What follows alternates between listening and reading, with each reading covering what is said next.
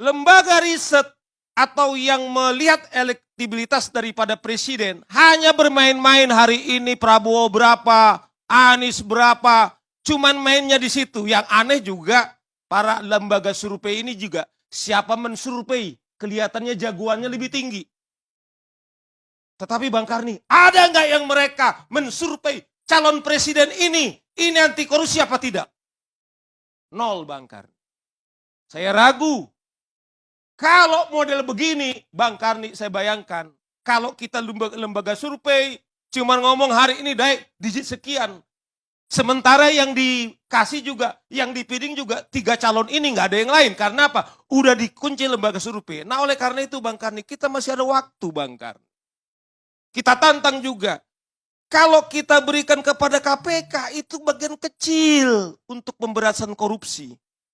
Tetapi di undang-undang KPK itu kita semua, termasuk saya apresiasi Bang Karni nggak bosan-bosan ini. Saya kemarin itu ditanya podcastnya Bang Budiman Tanurejo. Waktu saya menemani Prof. Mahfud, waktu membongkar 349 triliun di di keuangan. Jadi waktu itu pertanyaan Budiman seperti ini, Saur, kamu sudah relatif dikenal orang.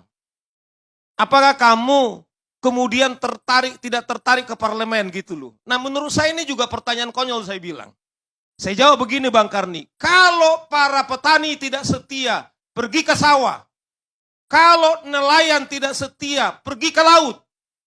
Kalau Bang Budiman tidak setia berjaga jurnalis. Dan Saur Siagian tidak setia menjaga peradilan kita. Apa yang terjadi? Tapi Bang saya bilang, siapa yang paling banyak pasiennya KPK? Ternyata kawan-kawan kita dari partai politik. Ternyata teman-teman kita dari anggota DPR, DPRD, teman-teman kita dari eksekutif. Artinya adalah bahwa kalau kita bicara pemberantasan korupsi Bang Karni, harus holistik, jangan dikasih yang sudah disandera ini. Tetapi maksud saya Bang Karni, kita harus semuanya. Publik harus semua. Oleh karena itu menurut saya, betul tadi yang dibilang Prof. Andi. Kalau kita menseleksi, kalau modelnya begini undang-undang kita masih menyerahkan kepada partai Bang Karni. Yang pertama adalah pasti. Saya bayangkan mereka akan cawe-cawe dari partainya. Sekarang ini apa yang terjadi? Kita lihat kawan-kawan. Seperti dibilang tadi Patria. Dia bukan karena dia pesan dari pasien KPK. Tetapi kita kemudian memang sangat kecewa.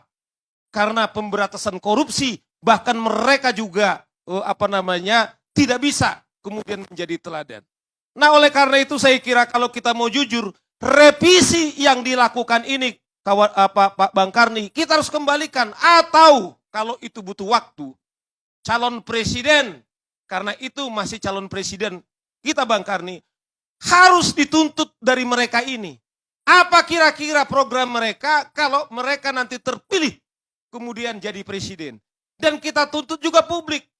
Kita tuntut kita semua supaya kita menjaga. Saya setuju tadi yang dibilang oleh Prof. Andi Hamzah. Misalnya katakanlah korupsi BTS yang 8 triliun ini. Sekarang sampai kemana ini? Ada 25 miliar kemarin. Ada lagi kepada aliran kemana? Nah kita tidak mau karena Jaksa Agung kemudian tidak independen. Karena Jaksa Agungnya kemudian dikontrol oleh partai misalnya. Tidak maksimal untuk melakukan kerja-kerja pemberantasan korupsi. Oleh karena itu kalau kita serius Bang Karni. Kalau kita serius loh. Saya ragu Bang Karni kalau ini nggak serius. Kita bisa loh gagal sebagai negara gagal.